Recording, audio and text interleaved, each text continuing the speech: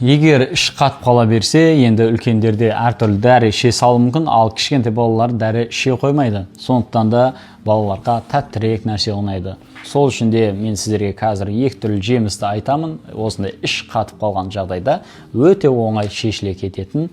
Оның біріншісі алманың қағы, яғни алма қақ деген бір жақта түршек деп айту мүмкін.